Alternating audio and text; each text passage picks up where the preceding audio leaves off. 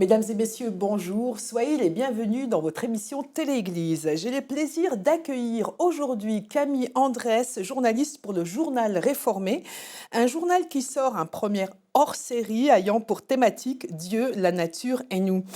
Mais avant tout, je souhaiterais vous poser une question sur le Journal Réformé. À qui s'adresse-t-il et quel en est le contenu ?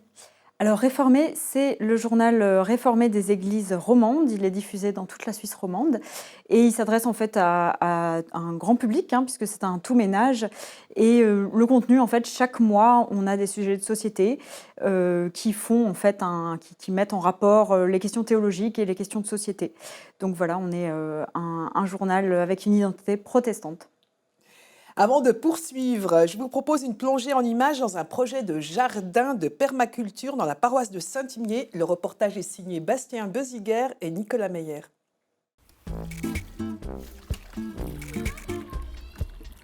Là, on plante des poireaux. Ils sont encore très très petits.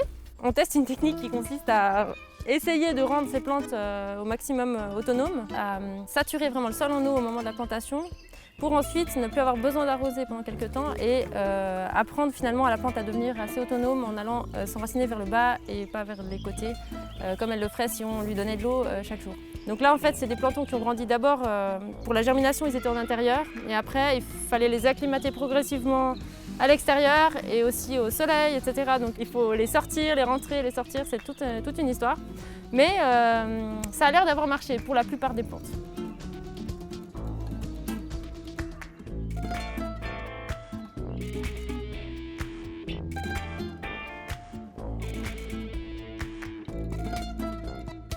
Ces jardins, c'est un projet de permaculture donc qui se veut, dans l'idéal, une réflexion un peu plus générale que juste une parcelle qu'on cultive comme ci ou comme ça. C'est plus un projet pour vraiment développer la biodiversité en général et travailler vraiment en accord avec la nature. Ça va chauffer la terre. Ouais. J'ai créé ce groupe qui s'appelle Terre, simplement, pour faire un groupe de développement communautaire. On a décidé de prendre 7 parties. La paroisse a été d'accord de nous accorder 7 bandes de terre. On a demandé à Jacques Lachat de venir nous coacher pour nous donner des conseils pour vraiment faire de la permaculture. On est parti de zéro et on a construit ce jardin tous ensemble. On a pu échanger nos inquiétudes, nos envies de changer, de manger moins de viande, d'utiliser plus les légumes, de faire des choses plus nous-mêmes. Et c'est le but, c'est autour de ce jardin d'avoir un groupe qui échange, qui évolue. Ok, je reprends peut-être les plantons, je vais les remettre. Du coup, on ne va pas forcément faire les courgettes maintenant, je pense. On a essayé de mettre sur les côtés plutôt les herbes aromatiques, les fleurs, et au milieu, alors on a une parcelle avec plutôt des oignons, des carottes, des betteraves à salade. On a une autre parcelle avec les choux qui est un peu plus par ici. Donc on a du romanesco, des brocolis, des choux de Bruxelles. On essaye de vraiment mélanger les plantes ensemble. Et voilà en gros le principe général.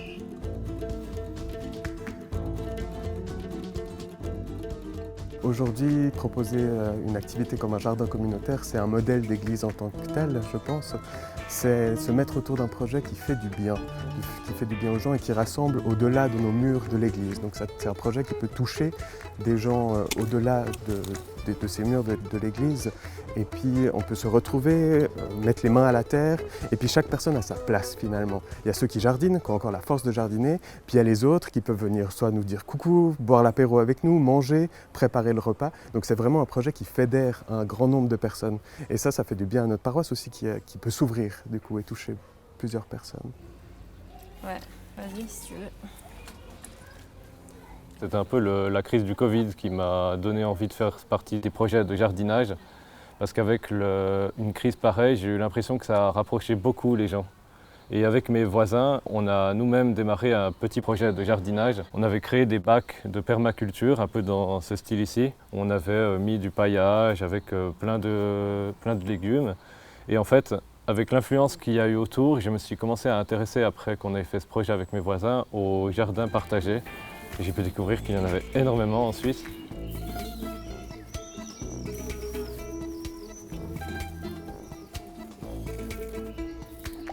On est tous plus ou moins préoccupés par l'écologie. On est préoccupé par notre impact sur la nature. C'est vraiment des convictions écologistes assez poussées et l'envie d'expérimenter un peu pour la première fois. Du coup, j'avais jamais eu l'occasion avant d'avoir un jardin et de pouvoir faire vraiment du jardinage. L'église est un lieu de transition, passage de la pauvreté à la richesse de la parole, passage de la solitude à quelque chose du vivre ensemble. Et je pense que nous avons quelque chose à dire aussi sur cette transition écologique qui peut être vécue psychologiquement difficilement. Et on peut accompagner cette transition aussi dans nos églises. Donc l'église a vraiment une parole, je pense, qui est pertinente pour dire quelque chose de la transition écologique.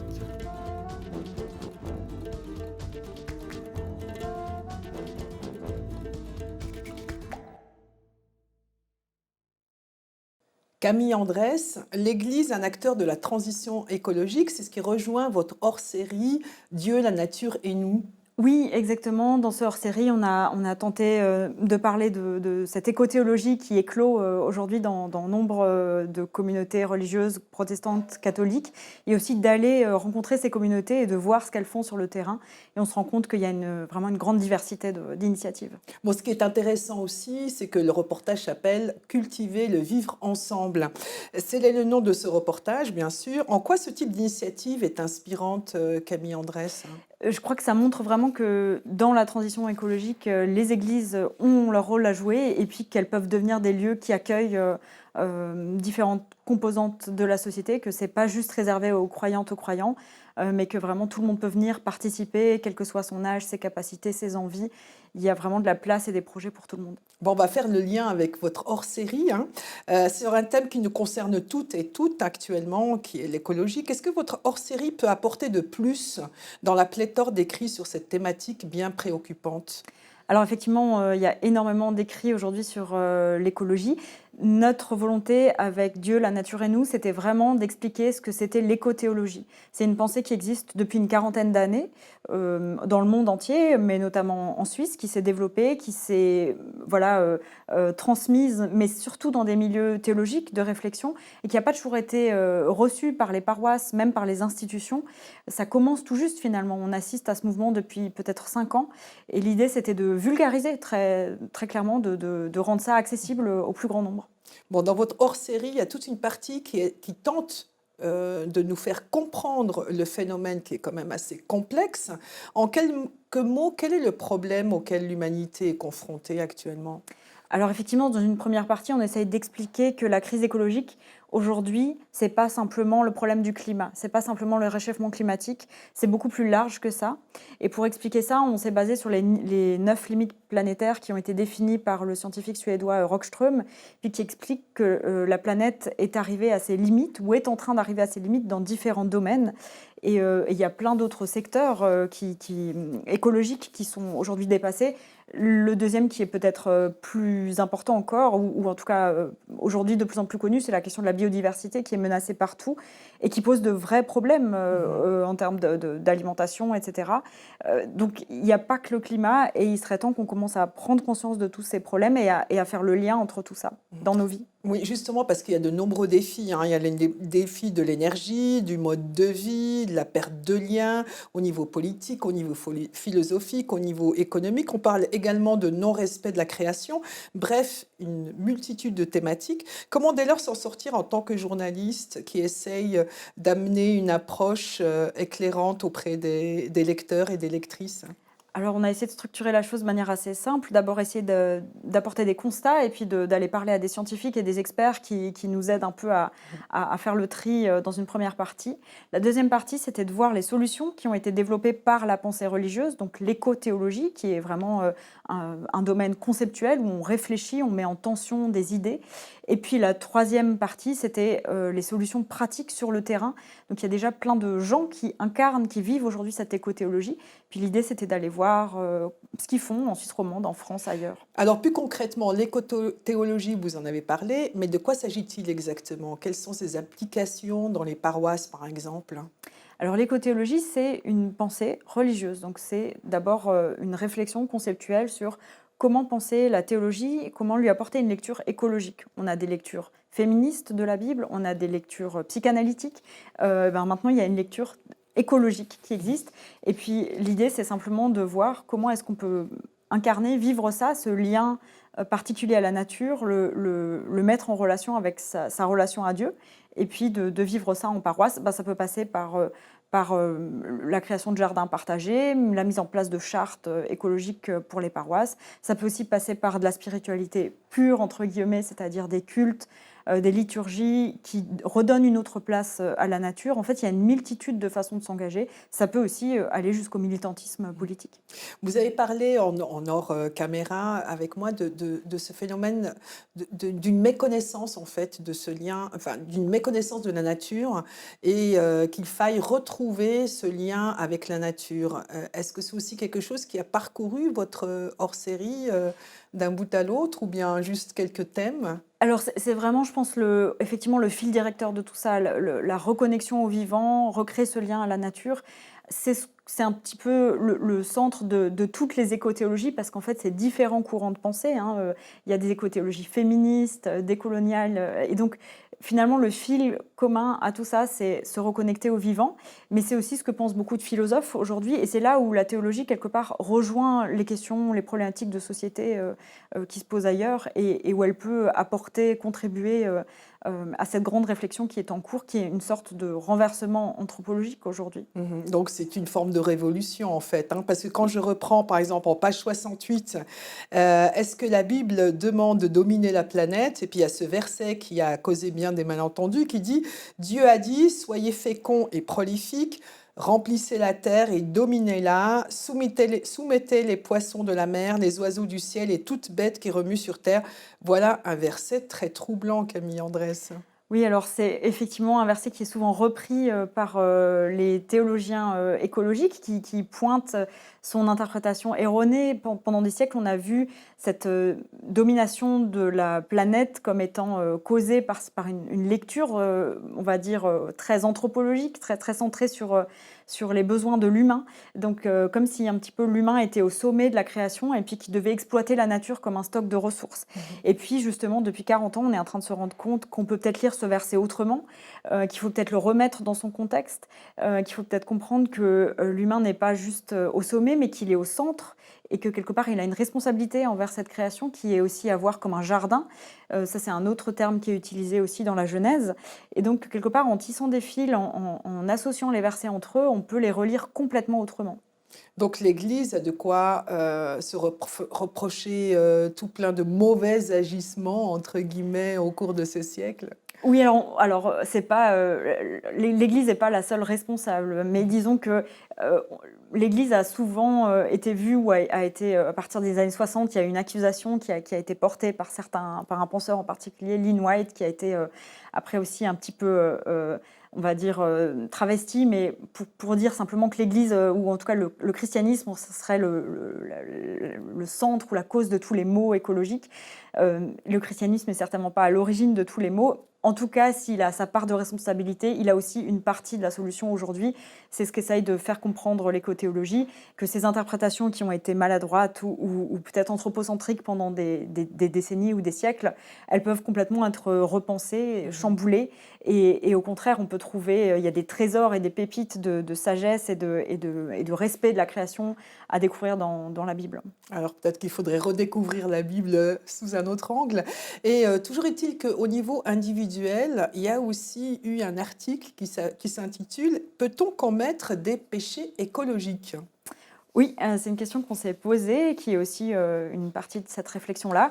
Alors le péché dans le protestantisme ou pour les protestants, ça peut être vu plutôt comme l'éloignement, une sorte d'éloignement de Dieu. C'est manquer sa cible, je crois, au sens étymologique. Alors, je ne suis pas théologienne, là je fais de l'histoire des idées, donc je restitue la pensée des autres, mais il me semble que dans le protestantisme, voilà, péché, c'est s'éloigner de Dieu, s'éloigner des autres. Donc finalement, est-ce qu'on pourrait aussi s'éloigner de la nature ? Les écothéologiens, les écothéologiennes nous montrent que oui, en ayant un lien distendu avec la nature, en faisant passer ses propres besoins avant ceux de la création, peut-être que c'est une forme de péché. Par contre, l'écothéologie n'est pas là pour nous dire c'est bien ou c'est mal, ou cet acte-là est un péché, cet acte-là n'en est pas, mais plutôt pour nous dire tiens, est-ce que la nature ne ferait pas partie de moi ? Et dans ce cas-là, si l'air que je respire, si l'eau que je bois fait partie de qui je suis, peut-être que je pourrais avoir une autre relation envers l'eau, les rivières et juste avoir une forme de respect envers cette nature qui m'entoure. Et c'est là où cette interrogation est intéressante. Est intéressante. Bon, il y a plusieurs paroisses maintenant qui commencent à embrayer le pas, ils s'intéressent de plus en plus à toute forme en lien avec l'écologie, la transition notamment. Est-ce que vous avez des exemples concrets à nous soumettre? Alors des exemples, il y en a des dizaines, on l'a vu dans votre reportage, mais il y en a vraiment dans chaque paroisse aujourd'hui. Dans le hors-série, on parle de la paroisse de Chavannes qui a mis en place un jardin écologique qui peut être, donc où il y a toute une série de plantations où les habitants du village peuvent venir. Les jardins, c'est un exemple. Il y a aussi les chartes. Donc depuis environ une dizaine d'années, il y a des chartes qui sont mises en place pour permettre aux paroisses de réfléchir point par point à toutes les dimensions où elles peuvent s'améliorer dans le domaine écologique, que ce soit l'énergie, la façon, ça va jusqu'aux aliments et aux objets jetables qu'on utilise lors de repas paroissiaux. Donc c'est vraiment passer en revue absolument tous les aspects. Et ça permet, je crois, vraiment de se mettre en route, chacun à son niveau, ces chartes. C'est pas quelque chose forcément de contraignant avec des changements radicaux, mais plutôt des discussions communes qui permettent de changer des petites choses, de faire des ajustements petit à petit. Ça entraîne des dynamiques, quoi. Effectivement, on le voit à tous les niveaux. Bon, il y a aussi ce phénomène au niveau du bâtiment, avec le coq vert, des labels aussi. Peut-être expliquez-nous de quoi il s'agit exactement, tous ces labels. Oui. Alors le label coq vert, c'est un label qui vient d'Allemagne à l'origine, qui est pour le coup plus contraignant que des simples chartes et qui vise en fait à obtenir une certification de normes ISO. Et ce qui en fait certifie l'engagement écologique de l'Église, mais qui est pour le coup effectivement assez exigeant et qui nécessite d'être revu, certifié par un organisme externe, qui nécessite d'être revu tous les 10 ans. Et ça a beaucoup pris du côté suisse alémanique, dans les paroisses protestantes catholiques. Du côté roman, c'est le label Éco-Église qui a été mis en place, je crois, en 2020. Donc c'est assez récent et qui laisse un peu plus de souplesse, qui permet d'aller jusqu'au coq vert, donc à un label plus contraignant, mais qui permet de démarrer plus en douceur, on va dire. Oui. Alors, dans la dernière partie de votre hors-série, vous avez pris des portraits de différents acteurs qui travaillent dans des paroisses. Et qu'est-ce que ces personnes ont-elles amené? Parce que bon, là, maintenant, on est dans un moment de changement où on est en train d'essayer des choses, on est en train de tenter d'aller vers des directions diverses et variées, parce que les thématiques sont vraiment très, très, très larges. Mais avec quel objectif derrière, finalement, pour toutes ces implications, pour tous ces acteurs Alors plutôt actrices. Plutôt qu'un objectif final, je dirais, ce qui est déjà important pour nous, c'était leur point de départ. Ce qui est intéressant, c'est qu'ils sont tous engagés dans leur vie. Et puis ce qui est intéressant, c'est de voir qu'ils ont tous pris un engagement en fait, qui leur correspond, qui correspond à leur identité, à leur parcours de vie, au lieu où ils vivent. Donc ça peut être un engagement politique, un engagement sociétal, un engagement dans leur vie professionnelle. Et finalement, ce que je trouvais intéressant, ou ce qui nous a frappé, c'est que chacun pouvait agir à son niveau et qu'il n'y avait pas une manière de transformer le monde dans lequel on vit, de créer de nouveaux liens au vivant, de s'associer avec d'autres, mais qu'il y a vraiment une multitude de méthodes. Et peut-être, alors le point commun, ça serait que quelque part, ils sont tous ouverts à la société civile. Donc, ce n'est pas du tout les paroisses ou les églises qui agissent entre elles pour elles, mais quelque part l'Église qui rejoint ce grand mouvement mondial pour le climat qui en plus a connu l'élan qu'on connaît avec la COP 21 en 2015, et puis bien sûr les manifestations qui ont démarré en 2018. C'est fondamental ce que vous soulignez finalement, parce qu'il y a ce lien avec la société civile, et il n'y a plus de frontières entre l'Église et puis la société civile en fait. Alors clairement, l'écologie, c'est un point de passage, un espace de lien, de connexion, où je pense que l'Église a pleinement un rôle à jouer et un apport fondamental. Et qu'est-ce que l'Église peut-elle encore apporter à toute cette société qui est en dehors d'elle, finalement, en dehors de ses murs? Peut-être ce lien à la nature, puisque ça passe aussi par la spiritualité, se reconnecter au vivant, ça passe par se reconnecter à soi, et c'est un travail spirituel finalement. Merci Camille Andrès d'avoir répondu à notre invitation d'aujourd'hui. Pour celles et ceux qui souhaitent acquérir ce hors-série, merci de vous adresser sur le site internet du journal Réformé.